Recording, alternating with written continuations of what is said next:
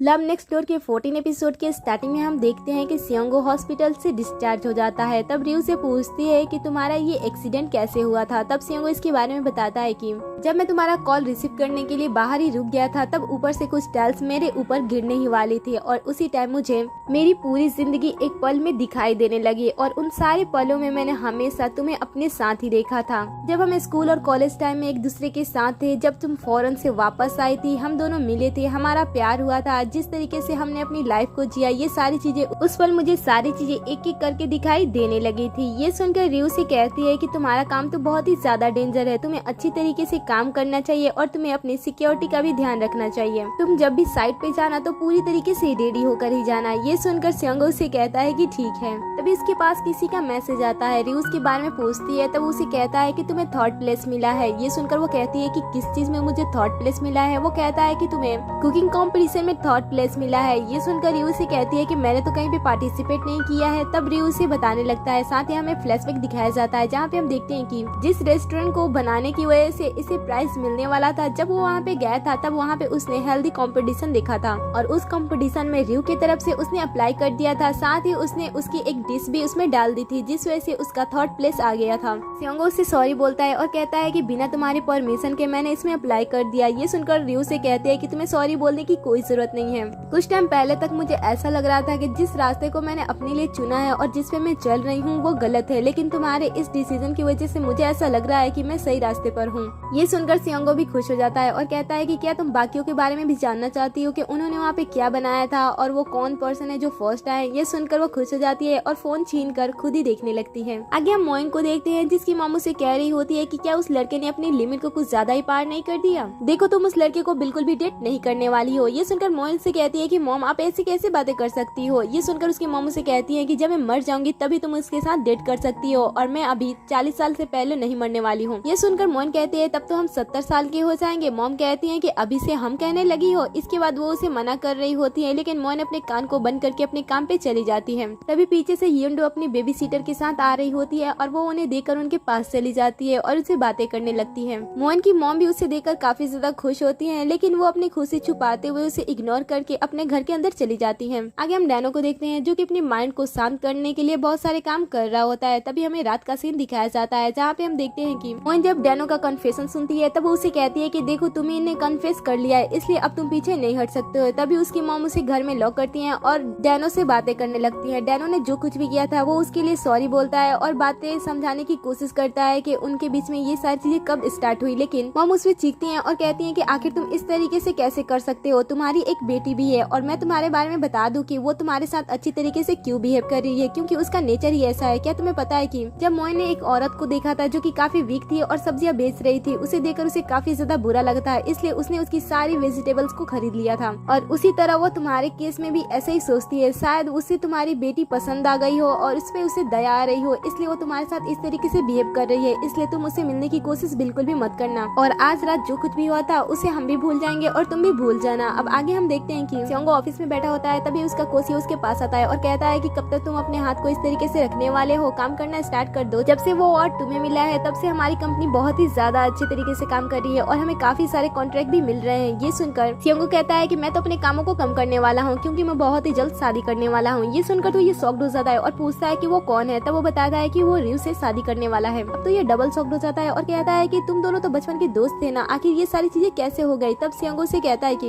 इन सारी चीजों के बारे में बकवास बंद करो और मुझे बताओ कि आखिर मैं उसे प्रपोज कैसे करूं। ये सुनकर कोसी उसे एक के बाद एक आइडिया देते जाता है, जो कि इनमें से कोई भी आइडिया सियोंगो को पसंद नहीं आता है। तब यहाँ पे नाइन आती है और उसे एक प्यारा सा आइडिया देती है, जो कि सियोंगो को पसंद आता है। सियोंगो उसी आइडिया से रियो को प्रपोज करने का डिसाइड करता है। आगे हम देखते हैं कि जब रियो कमरे में बैठी होती है और उसी आर्टिकल को देख रही होती है जिसमें अनाउंस हुआ था कि वो फर्स्ट आई है, उसे देखकर वो काफी ज्यादा खुश होती है। तब यहाँ पे मोइन आती है और अपने कंडीशन के बारे में बता देती है। वो कह देती है कि वो डैनो को पसंद करती है और साथ ही डैनो ने भी उसकी मॉम के सामने उसे कन्फेस कर दिया है। अब रियो उसे कुछ एडवाइस दे उसके पहले वो शॉक्ड हो जाती है, क्योंकि उसे इन दोनों के बारे में कोई भी आइडिया नहीं था कि इनके बीच में क्या चल रहा है। बाद में वो अपने रिलेशन के बारे में सोचती है और कहती है तुम्हारी मॉम नहीं मान रही है, कहीं मेरी मॉम को पता चला तो मेरी मॉम तो हम दोनों को ही मार डालेगी। इधर हम देखते हैं कि डैनो और सियोंगो अचानक से एक दूसरे से मिल जाते हैं। बाद में ये दोनों एक दूसरे से बात कर रहे होते हैं। तब डैनो भी सियोंगो से मोइन के बारे में बात कर लेता है और कहता है कि हम दोनों एक दूसरे को पसंद करते हैं। तभी रियो सियोंगो के पास मैसेज कर करती है और ये दोनों चुपके चुपके ये प्लान बना लेते हैं कि इन दोनों को साथ में मिलाना है। इसके बाद ये दोनों बहाने से एक दूसरे के पास आते हैं। जैसे ये चारों एक दूसरे से मिलते हैं, रियू ऐसा एक्ट करती है जैसे ये सारी चीजें अचानक से हुई है, लेकिन वो इतनी बुरी एक्टिंग करती है जिससे कि सबको पता चल जाता है कि ये सारी चीजें इन दोनों ने प्लान बनाया हुआ था।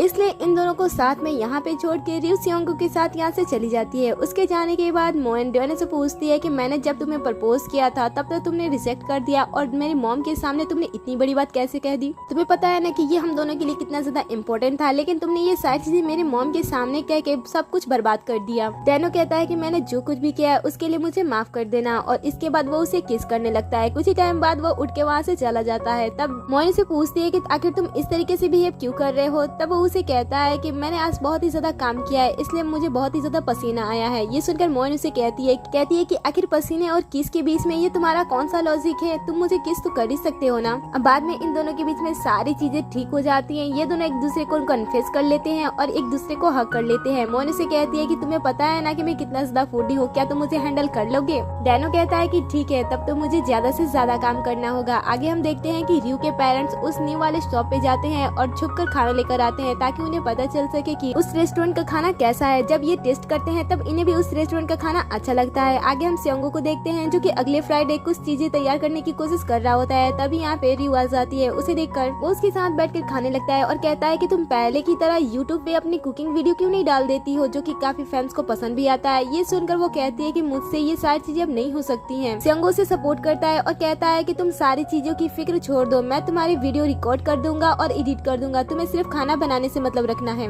अब आगे ये दोनों अपना काम भी स्टार्ट कर देते हैं, लेकिन रियू यहाँ पे नर्वस होती है। उसे ऐसा लगता है कि शायद लोगों को इसका खाना पसंद नहीं आएगा। तब सियोंगो इसके पास आता है और उसे समझाता है और कहता है कि लोगों के बारे में चिंता करना छोड़ दो, क्योंकि मुझे पता है कि तुम्हारे डिशेस कितने ज्यादा टेस्टी होते हैं और वो बहुत ही ज्यादा अच्छे होते हैं, क्योंकि मैंने सारे के सारे डिशेस ट्राई किए हुए हैं। इसलिए उनकी फिक्र छोड़ो और अपना काम स्टार्ट कर दो। आगे हम मोएन को देखते हैं जो कि अपनी मॉम के लिए खाना लेकर घर पे आती है। ये देखकर उसकी मॉम उससे कहती है कि क्या तुम मुझे सॉरी बोलना चाहती हो इसलिए ये लाई हो। तब मोएन से कहती है कि नहीं मॉम, मैं डेनो और युंडो के साथ रहना चाहती हूँ। इतना कहने के बाद वो उनके बारे में सारी बातें बता देती है कि युंडो डेनो की बेटी नहीं है, वो तो बल्कि उसके बड़े भाई की बेटी है। ये सारी बातें सुनने के बाद भी मॉम का रिएक्शन वही रहता है और वो कहती है कि मैं चाहती हूँ कि तुम अपनी एक नई लाइफ स्टार्ट करो और अपने बच्चों के साथ खुश रहो। ये सुनकर वो कहती है कि मॉम, लेकिन मेरी खुशी तो उन दोनों के साथ है, मैं उन दोनों के साथ रहना चाहती हूँ। मॉम उसे काफी सारी बातें समझाती है, लेकिन मोएन उसकी एक भी बातें नहीं मानती है और कहती है कि मुझे तो उन्हीं लोगों के साथ रहना है। और इतना कहने के बाद वो वहाँ से चली जाती है। अब आगे हम रियू के पेरेंट्स को देखते हैं जो कि अपनी पुरानी चीजों को देखकर स्माइल कर रहे होते हैं। साथ ही वो डिसाइड करते हैं कि वो अपना रेस्टोरेंट बंद करके कुछ दूसरा काम स्टार्ट करेंगे, लेकिन उससे पहले ये घूमने के लिए कहीं पे जाएंगे। जो कि ये प्लान रियू की मॉम को सही नहीं लगता है, क्योंकि इनके पास घूमने के लिए पैसे नहीं होते हैं। इसलिए वो इस बात को टालने के लिए उनसे कहती हैं कि जब तक तुम्हें अच्छी तरीके से फोटो क्लिक करना नहीं आएगा तब तक हम घूमने के लिए नहीं जाएंगे। अब नेक्स्ट मॉर्निंग हम सियोंगो को देखते हैं जो कि अलार्म की आवाज से जगता है। आज वो काफी ज्यादा खुश था क्योंकि वो आज रियू को शादी के लिए प्रपोज करने वाला था, लेकिन शायद इसका ये दिन अच्छी तरीके से नहीं चल रहा था, क्योंकि जब वो बात लेने के लिए अंदर जाता है और जब वो अपने बालों में शैम्पू करता है तब पानी खत्म हो जाती है। इसलिए उसे ऐसे ही बाहर आना पड़ता है और जब वो अपने डैड से इसके बारे में पूछता है तब डैड बताते हैं कि इसमें टंकी की सफाई हो रही है और दोपहर तक ही पानी आएगा। ये सुनकर वो पीने वाले पानी का यूज करता है और अपने आप को फ्रेश करता है। बाद में वो रेडी होने के लिए एक व्हाइट शर्ट लेता है और बहुत ही खुशी के साथ उसे आयरन कर रहा होता है। बट तभी उसके पास किसी का कॉल आता है। वो कॉल रिसीव करने के लिए आयरन को वहीं पे रख कर बात करने के लिए चला जाता है, लेकिन उसे पता नहीं चलता है कि उसके पैर से गलती से वो आयरन उसके शर्ट पे गिर गई है। कुछ टाइम बाद जब वो वापस आता है तब वो देखता है कि उसकी शर्ट तो पूरी तरीके से जल चुकी है। अब आगे हम सारे मॉम्स को देखते हैं जो कि फॉरेन जाने का प्लान बना रही होती हैं, लेकिन इनकी ये सारी बातें सुनकर रियू की मॉम थोड़ी सी अपसेट हो जाती है, क्योंकि इनके पास इस समय पैसे नहीं होते हैं। जो कि सियोंगो की मॉम इन्हें देखकर इनके कंडीशन के बारे में जान जाती है। आगे हम इन दोनों को देखते हैं। यहाँ पे रियू के डैड सियोंगो के डैड को ये बता देते हैं कि वो बहुत ही जल्द अपना रेस्टोरेंट बंद करने वाले हैं, लेकिन उससे पहले वो उसे खाना खिलाना चाहते हैं और इस खाने के बदले वो चाहते हैं कि वो उन्हें फोटो क्लिक करना सिखा दे। आगे हम योंडो को देखते हैं जो कि अपना स्कूल खत्म करने के बाद मोएन की मॉम के पास आती है और उन्हें एक रोज देती है और कहती है कि आप पूरे दिन से बहुत ही ज्यादा शांति, आपने स्माइल भी नहीं किया, इसलिए मैं चाहती हूँ कि आप इस फ्लावर को लो और स्माइल करो। इसकी इतनी सारी प्यारी बातें सुनकर इन्हें कहीं न कहीं दुख होने लगता है कि इन्होंने इसके साथ सुबह में सही नहीं किया था। आगे हम सियोंगो को देखते हैं जो कि रियू को प्रपोज करने के लिए अपने कार के पीछे वाला साइड को डेकोरेट किया होता है और साथ ही उसने वहाँ पे विल यू मैरी मी का कार्ड भी लगाया होता है, जिसे देखकर तो यही इतना ज्यादा हैप्पी होता है। इधर हम रियू को देखते हैं जो कि अपनी वीडियोस के व्यूज को देखकर काफी ज्यादा चिंता में होती है, क्योंकि उसके वीडियो पे ज्यादा व्यूज नहीं आए होते हैं। तभी तभी उसे ख्याल आता है कि उसे सियोंगो ने मिलने के लिए बुलाया था, इसलिए वो रेडी होकर सियोंगो से मिलने के लिए चली जाती है। यहाँ पे आने के बाद वो उसे पूछती है कि तुमने मुझे यहाँ पे किस लिए बुलाया है। तब सियोंगो से कहता है कि चलो पहले खा लेते हैं, मैंने जगह भी बुक कर लिया है, उसके बाद मैं तुम्हें बताऊंगा। इतना कहने के बाद ये दोनों जाने लगते हैं।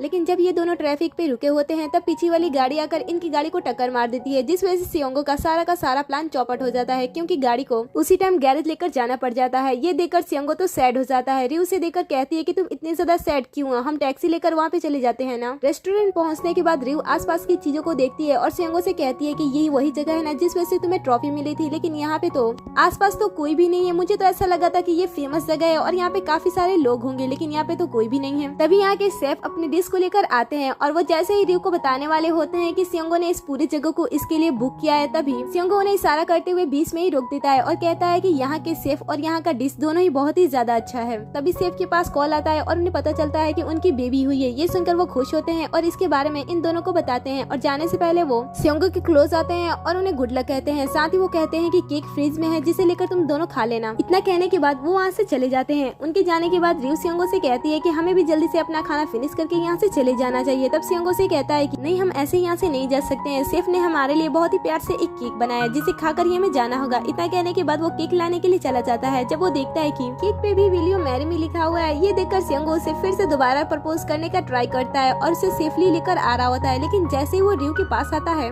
उसका पैर उसके पैर से ही टकरा जाता है, जिस वजह से सियोंगो नीचे गिर जाता है और इसका ये प्लान भी फ्लॉप हो जाता है। अब आगे हम रियो की मॉम को देखते हैं जो कि घर पे होती है। तब यहाँ पे सियोंगो की मॉम आती है। वो उनसे बातें करते करते उन्हें पैसे देने का ऑफर करती है और कहती है कि मैं चाहती हूँ कि तुम भी मेरे साथ ट्रिप पर चलो और पैसों की अगर प्रॉब्लम है तो मैं तुम्हें पैसे दे दूंगी। जो कि ये बातें सुनकर तो रियो की मॉम बहुत ही ज्यादा गुस्सा हो जाती है और कहती है कि आखिर तुम मुझे इतने सारे पैसे क्यों देना चाहती हो। तब सियोंगो की मॉम कहती है कि क्योंकि हम दोनों फ्रेंड्स हैं ना। रियो की मॉम कहती है कि हम दोनों फ्रेंड्स हैं, तब भी क्या हुआ कि तुम मुझे इतने सारे पैसे दे दो। इतने सारे पैसे कोई भी फ्रेंड एक फ्रेंड को नहीं देता है। सियोंगो की मॉम कहती है कि छोड़ो, हम नए फ्रेंड्स थोड़ी ना है, हम पिछले 40 सालों से एक दूसरे को जानते हैं और मेरे बेटे को भी तुमने इतनी ज्यादा अच्छे तरीके से पाल पोस कर बड़ा किया है, वो मुझसे ज्यादा तुम्हें ही पसंद करता है और तुम भी तो उसकी कितनी ज्यादा केयर करती हो। तब रियो की मॉम कहती है कि वो इसलिए क्योंकि तुम मुझे उसकी केयर करने के लिए पैसे देती थी। मैं नहीं चाहती थी कि कोई मुझे ये कहे कि मैंने पैसे लेकर किसी की अच्छी तरीके से देखभाल नहीं की, इसलिए जब भी मेरी बेटी की और उसके साथ में तबीयत खराब होती थी तो मैं तुम्हारे बच्चे को सबसे पहले हॉस्पिटल लेकर जाती थी और जो तुम हर बार मुझे पैसे एक्स्ट्रा दे दिया करती थी, मुझे ये सारी चीजें बहुत ही ज्यादा बुरी लगती थी। मुझे ऐसा लगता था कि तुम मुझे नीचे दिखाने की कोशिश कर रहे हो। अब ये सुनकर तो सियोंगो की मॉम को भी गुस्सा आता है और वो कहती है कि मैं हमेशा तुम्हें एक दोस्त की तरह मानती थी और तुम्हारा दोस्त की तरह हेल्प करती थी, मैंने तुम्हें कभी भी इस तरीके से नहीं देखा है और अगर तुम हमारी दोस्ती को इस तरीके से देखती आ रही हो तो ये मेरी नहीं बल्कि तुम्हारी गलती है। अब इन दोनों के बीच में काफी ज्यादा बहस होने लगती है। बहस इनकी इतनी ज्यादा बढ़ जाती है कि ये दोनों एक दूसरे को पीटने लगते हैं। तभी इन दोनों के हस्बैंड भी आ जाते हैं, इन दोनों को एक दूसरे से दूर करते हैं। ये दोनों डिसाइड करती है कि अब से इनकी दोस्ती टूट गई। बाद में ये लोग अपने अपने रास्ते चले जाते हैं। आगे हम रियो को देखते हैं जो कि अपने नए वीडियो बनाने की तैयारी कर रही होती है। तभी उसके पास उसके वीडियो पे एक कमेंट आता है जिसे देखकर वो इमोशनल हो जाती है। जब सियोंगो इसके बारे में पूछता है तब वो कहती है कि किसी पर्सन ने कमेंट किया है, उसने लिखा है कि मेरी मॉम की कीमोथेरेपी चल रही है और इस टाइम उन्हें कुछ भी खाने का मन नहीं कर रहा है और जब मैंने हेल्दी खाने के बारे में सर्च किया तो आपका डिश आया। जब मैंने इसे बनाकर अपनी मॉम को दिया तब उन्होंने काफी दिनों बाद कुछ खाया जो कि उन्हें काफी ज्यादा पसंद भी आया, इसके लिए आपका थैंक्स। जो कि ये कमेंट पढ़ के तो वो काफी ज्यादा इमोशनल हो जाती है। सियोंगो उसे देखकर कहता है कि मैंने तुमसे कहा था ना कि तुम अपने आप पे भरोसा रखो, तुम बहुत ही जल्द ऐसे ही आगे बढ़ती रहोगी। वैसे तुम इतनी ज्यादा इमोशनल क्यों हो गई हो। तब रियो से कहती है क्योंकि मैं उनका दर्द फील कर सकती हूँ। ट्रीटमेंट चल रहा था तब मेरी भी कंडीशन ऐसी थी कि मैं खाना तो क्या पानी भी नहीं पी पा रही थी और इसलिए मुझे पता है कि उनकी कंडीशन इस समय कैसे होगी। इसकी ये सारी बातें सुनकर अब सियोंगो भी इमोशनल हो जाता है, जिसे देखकर रियो पूछती है कि आखिर तुम क्यों इमोशनल हो रहे हो। तब वो उसे कहता है कि जब तुम इतनी बुरी कंडीशन में थी तब मैं तुम्हारे साथ नहीं था, पता नहीं तुमने उन दिनों कितना सारा दर्द सहा होगा जिस वजह से मैं अपने आप को कभी माफ नहीं कर पाऊंगा। रियो कहती है कि इसमें तुम्हारी कोई गलती नहीं है, इसलिए तुम ऐसा बिल्कुल भी मत सोचो। सियोंगो उसे कहता है कि तो क्या तुम अपनी पूरी जिंदगी मुझे देना चाहती हो। ये सुनकर रियो थोड़ी सी शॉक्ड हो जाती है। तब सियोंगो से कहता है कि पता नहीं मेरा दिन कैसा गया, जब भी मैंने तुम्हें प्रपोज करने की कोशिश की लेकिन मेरा सारा का सारा प्लान एक एक करके खराब हो गया। इतना कहने के बाद वो उसके सामने एक ब्रेसलेट लाता है और कहता है कि क्या तुम मुझसे शादी करोगी। लेकिन रियो उसे मना कर देती है और कहती है कि मैं तुमसे शादी नहीं करूंगी। जो कि ये सुनकर तो सियोंगो शॉक्ड हो जाता है और इसके बाद वो हमेशा ही रियो के बारे में सोचता रहता है कि आखिर रियो ने उसे रिजेक्ट क्यों किया था। तभी ऑफिस में डैनो आ जाता है। डैनो को देखकर सियोंगो अपनी सारी की सारी प्रॉब्लम उसे बता देता है और कहता है कि जब मैंने उसे एक ब्रेसलेट और लेटर के साथ उसे प्रपोज किया था तब उसने मुझे मुंह पे ही रिजेक्ट कर दिया। डैनो कहता है कि आखिर इन सारी चीजों से कौन प्रपोज करता है, वैसे तुम अपनी कहानी कंटिन्यू रखो। सियोंगो कहता है कि शायद इसी वजह से उसने मुझे रिजेक्ट किया होगा। नाइन ने भी मुझे कहा था कि रिंग से उसे प्रपोज करना, लेकिन पता नहीं मैंने उस ब्रेसलेट को क्यों ले लिया था। डेनो कहता है कि शायद वो भूखी होगी, क्योंकि जब लड़कियां भूखी होती है तब वो काफी ज्यादा गुस्सा करती है। सियोंगो कहता है कि हाँ, कल हमने पूरा दिन थोड़ा सा ही खाया था और रियो को खाना तो इतना ज्यादा पसंद है, शायद इसी वजह से उसने मुझे रिजेक्ट किया होगा। अब सियोंगो तो ऐसी सारी बातें कर रहा होता है, लेकिन इधर रियो उसे रिजेक्ट करने के बाद काफी अफसोस कर रही होती है और उसी के बारे में सोच रही होती है। आगे हम रियो और सियोंगो के पेरेंट्स को देखते हैं, जो कि कल रात हुई झगड़े के बारे में बात कर रही होती है। दोनों ही लेडी एक दूसरे पे काफी ज्यादा गुस्सा होती है, लेकिन दोनों ही मैन एक दूसरे से मैसेज से बात कर रहे होते हैं और एक दूसरे के घर की कंडीशन बता रहे होते हैं। बातों बातों में ही वो डिसाइड करते हैं कि रात के टाइम वो एक दूसरे से रियो के डैड के शॉप पे मिलेंगे और वहाँ पे एक दूसरे से बातें करेंगे। अब आगे हम मोइन की मॉम को देखते हैं, जो कि जा रही होती है। तभी वो रास्ते पे अपनी बेटी को डेनो और योंडो के साथ देखती है। रास्ते में योंडो का शूलेस खुल जाता है, जिसे देखकर मोइन बैठ जाती है और उसे बांधते हुए उसे नया तरीका सिखाती है, जहाँ पे हमें फ्लैशबैक दिखाया जाता है कि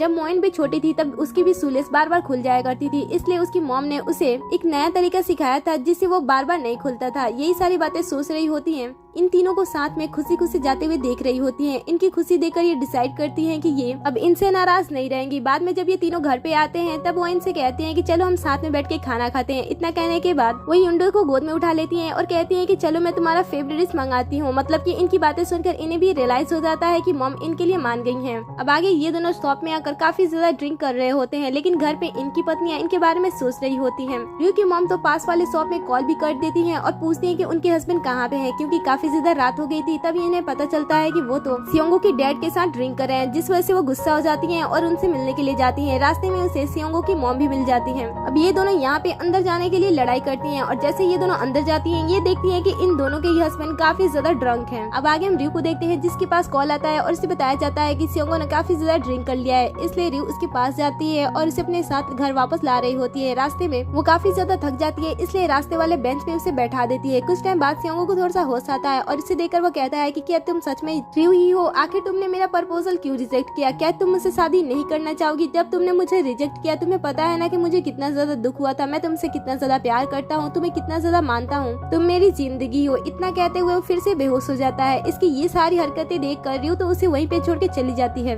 बट कुछ टाइम बाद हम देखते हैं कि रियो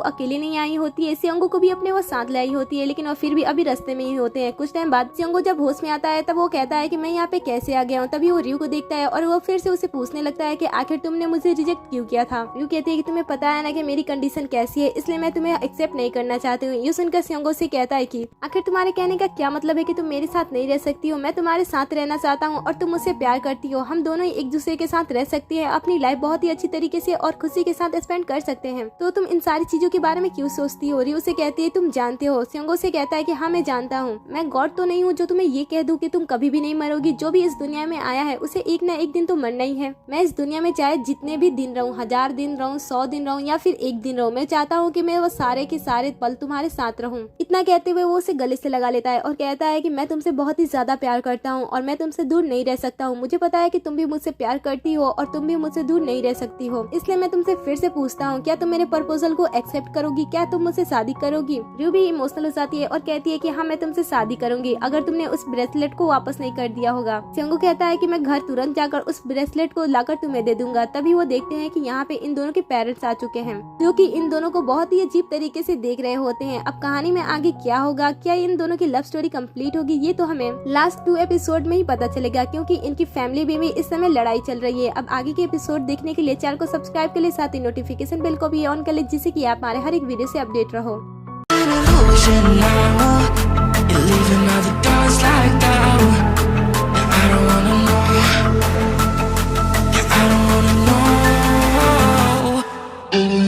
know.